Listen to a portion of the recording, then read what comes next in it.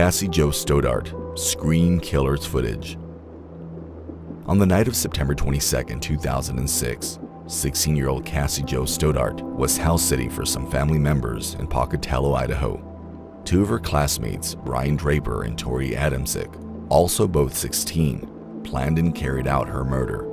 The boys were obsessed with horror movies, especially the slasher film Scream.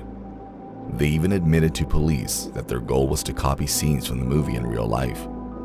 Later, because of their disturbing fascination and plans inspired by horror films, the media called them the Screen Killers. When police searched Brian Draper's home after Cassie's murder, they found something important: a badly burned videotape hidden along with clothing, gloves, and knives. Even though the tape was damaged, investigators managed to recover most of what was on it. And what they saw was extremely disturbing. The footage was filmed by Brian Draper and Tori Adamczyk themselves. It started on the morning of September 22, 2006, the same day Cassie was killed. At first, the video showed ordinary moments from their school day. Cassie smiling and talking near her locker, unaware she was being filmed. Then the tape jumped to a scene of Brian and Tori sitting together in the school library. They laughed, jokingly making a death list of classmates they wanted to target. They specifically named Cassie, saying she had to be the one they chose to stick to their plan. The next scenes on the tape were filmed that evening. Brian and Tori secretly entered the house where Cassie was staying. They wore dark clothes, ski masks, and carried sharp hunting knives. The video showed them hiding quietly in the basement, whispering and describing their plan step by step. At one point, they deliberately switched the power off and on several times to scare Cassie, hoping she'd come downstairs to check the circuit breaker. But Cassie stayed upstairs. After Cassie's boyfriend left the house, Brian and Tori quietly went upstairs and attacked her. They stabbed her repeatedly in one of the bedrooms. Immediately after committing the murder, they started recording again, now back downstairs or possibly in their car. Brian looked directly into the camera and said calmly, "We just killed Cassie. This is no joke." Throughout the entire tape, the boys kept referencing their favorite horror movies, especially Scream, acting proud that they'd carried out their terrible plan. At one point, Brian even said to the camera, "I'm sorry Cassie's family, but she had to be the one. We have to stick with the plan." They called themselves 6 psychopaths and openly said they enjoyed what they'd just done. 2 days after the murder, Cassie's relatives returned home and discovered her body upstairs. She had been stabbed many times. Police quickly started investigating and soon found the videotape made by Brian Draper and Tori Adamczyk. Police arrested both boys, and during questioning, they admitted they committed the murder together. The video was shown in court as strong proof of their guilt. The trial revealed even more disturbing information. The boys didn't just plan Cassie's murder. They had also written a detailed kill list, naming other classmates they wanted to hurt, and investigators found out the boys had considered starting a school shooting. In August 2007, both Brian Draper and Tori Adamczyk were found guilty of first-degree murder. They received life sentences. Till this day, both boys, now adults, remain behind bars. Ricardo Lopez, the Bjork Stalker's video diaries. Ricardo Lopez was a 21-year-old man living alone in Hollywood, Florida. He had been born in Uruguay and moved to the United States with his family when he was young. His childhood was mostly quiet. He came from a middle-class background, had a brother, and was seen as smart and artistic. But as he grew older, Ricardo became more socially isolated. He was extremely shy, had low self-esteem, and struggled with depression.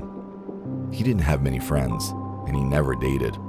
Most of his time was spent alone in his apartment, drawing, writing, or watching videos. Around 1993, Ricardo became a fan of the Icelandic singer Bjork. At first, it was like any other fan following a celebrity. He liked her music, her style, and her personality. But over time, that interest turned into something darker. Ricardo's feelings became obsessive. He started keeping journals where he wrote about her constantly.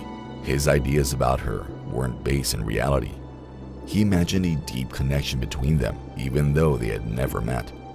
Things took a disturbing turn when Ricardo found out that Bjork was dating a man named Goldie, a British musician. Ricardo reacted with jealousy and anger. He fixated on the fact that Goldie was black, and his writings began to include racist rants and twisted fantasies. In his mind, Bjork had betrayed him, even though she had no idea he existed. From that moment, Ricardo decided he wanted to punish her. What started as an obsession turned into a plan for revenge. By 1996, Ricardo had become completely consumed by this fantasy. He rarely left his apartment. He had stopped working and was surviving on help from his family. Instead of living a normal life, he spent every day filming himself. He created a long series of video diaries where he talked about his thoughts, his plans, and his growing anger toward Bjork. Over 9 months, he recorded more than 22 hours of footage.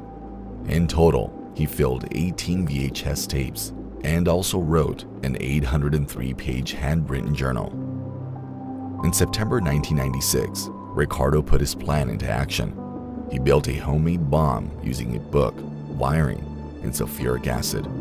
His goal was to send this disguised package to Bjork's home in London, hoping the acid would injure or even kill her when she opened it. On September 12th, he went to the post office and mailed the package. Then he returned home and set up his camera one last time. That day, he filmed what would become his final tape. It was labeled Ricardo Lopez, Last Day. In this video, Ricardo speaks directly to the camera for the last time. He looks sweaty and agitated, pacing around the room, explaining what he did and why. He says goodbye to his family, talks about how he hopes the package reaches Bjork, and expresses his anger one more time. At the end of the video, he plays a Bjork song in the background, standing in front of a painted backdrop, and calmly says, "This is for you." Then he picks up a revolver, places it to his head, and pulls the trigger. The tape keeps recording as his body drops out of frame. For 4 days, no one knew what had happened. His body was finally found on September 16th, 1996, by a maintenance worker who had come to fix a leak in the apartment. Police arrived and discovered the scene. There was blood on the floor, the gun nearby, and the camera still positioned toward the backdrop.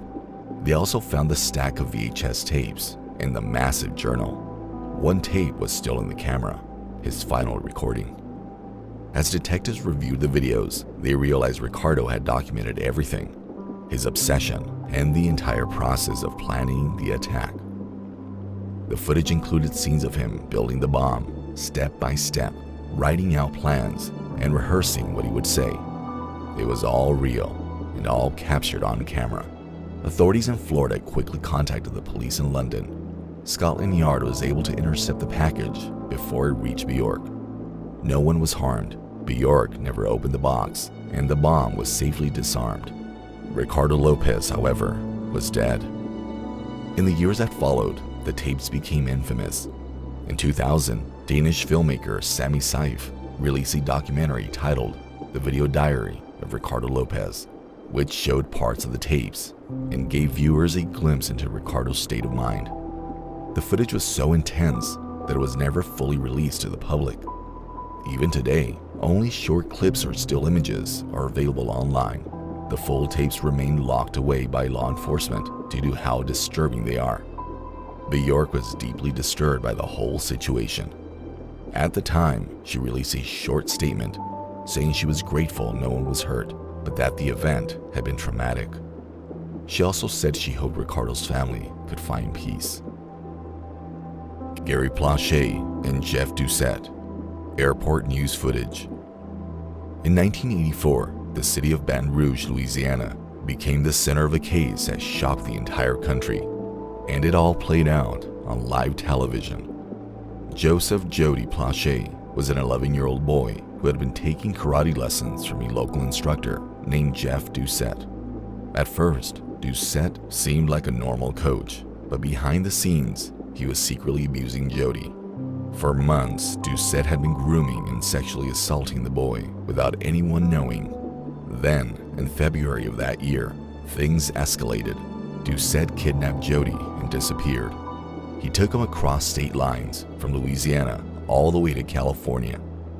During that time, Doucette kept Jody in a motel room and continued the abuse. At one point, he even allowed the boy to call home. That phone call helped police trace a location, and shortly after, the FBI and California police found them. Doucette was arrested without a fight, and Jody was rescued and flown back to Louisiana. Meanwhile, news of the kidnapping and assault had already made headlines. Reporters began following the case closely. Jody's parents were devastated, but his father, Leon Gary Plauche, was especially broken. In public, he remained quiet, but in private, Gary had made a decision. He had no intention of letting Doucette go through a regular trial. On March 16, 1984, Doucette was being flown back to Baton Rouge under police escort to face charges of kidnapping and child rape. A group of TV crews had gathered at the airport to film his arrival. It was a major story, and cameras were rolling. What no one realized was that Gary Plauche was already inside the terminal, waiting quietly by a row of payphones. He wore a baseball cap pulled low over his face and had a .38 caliber revolver hidden in his boot. As the police officers walked Doucette through the terminal in handcuffs, the live news cameras followed every step.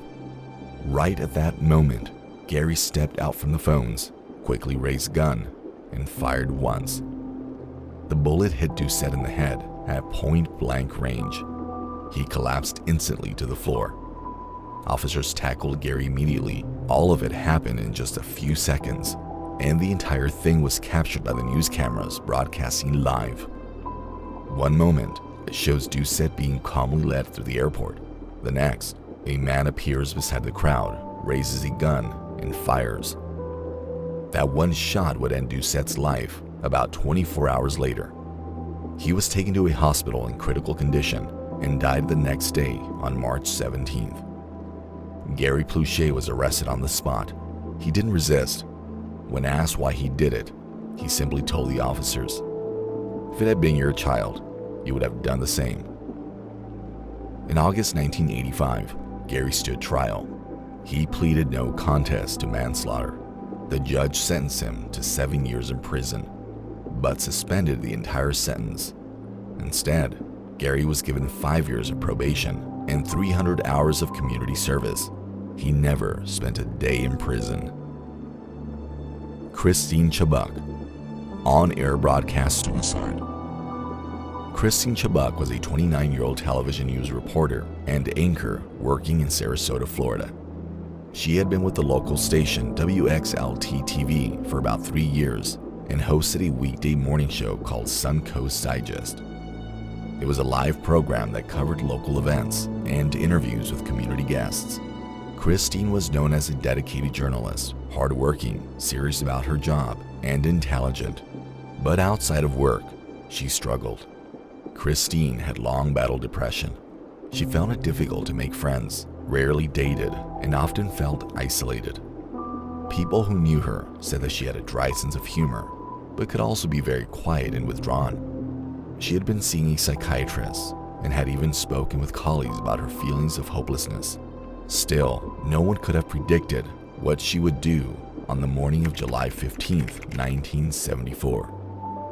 That day, Christine went to work as usual.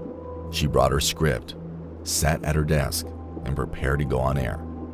What no one knew was that she had also brought a loaded .38 caliber revolver hidden in her handbag. At around 9:50 a.m., the show went live. At first, everything seemed normal. Christine read through several news stories in her usual calm tone. Then, after a short pause, she looked into the camera and said something completely unexpected. She told viewers that the station would now bring them a special report on an attempted suicide. She took a breath and added, "In keeping with Channel 40's policy of bringing you the latest in blood and guts and in living color, you're about to see another first, an attempted suicide." Before anyone could react, Christine pulled a revolver from under the desk and placed it behind her right ear. She pulled the trigger and collapsed forward onto the desk. The live broadcast caught everything up until that moment. Studio staff screamed. The director cut the camera feed almost immediately, but the damage had already been done. Viewers watching from home had seen one of the most shocking events in television history. Christine was still alive when the ambulance arrived. She was rushed to the hospital, but the injury was too severe. She remained in critical condition for about 15 hours and died early the next morning. The footage of the suicide has never been made public. The original tape was taken by the station and later sealed by court order at the request of Christine's family. Over the years, rumors have surfaced online about copies of the tape, but none have ever been verified, and the one currently circulating is fake. According to those closest to the case, the only people who saw the full footage were the station staff and investigators at the time. At the time, Christine's death was considered the first suicide ever broadcast live on television. And even today, her case is still referenced as one of the most disturbing moments in TV history. It shocked viewers across the country and raised serious questions about how little people really knew about the mental health of those around them. Christine's colleagues said later that she had shown signs of sadness and frustration, but no one believed she was close to taking her own life. In the years since, Christine's story has been explored in books, documentaries, and films. One of the most well-known is the 2016 movie Christine, which tried to show who she was beyond the moment that defined her in headlines. People who knew her have repeatedly asked the public to focus not on how she died, but on how she lived, and on the pain she quietly carried alone. This was the last case in our deep dive in the most disturbing found footage ever recorded. Let me know which case stood out to you the most in the comments. Thanks for watching, and stay safe out there.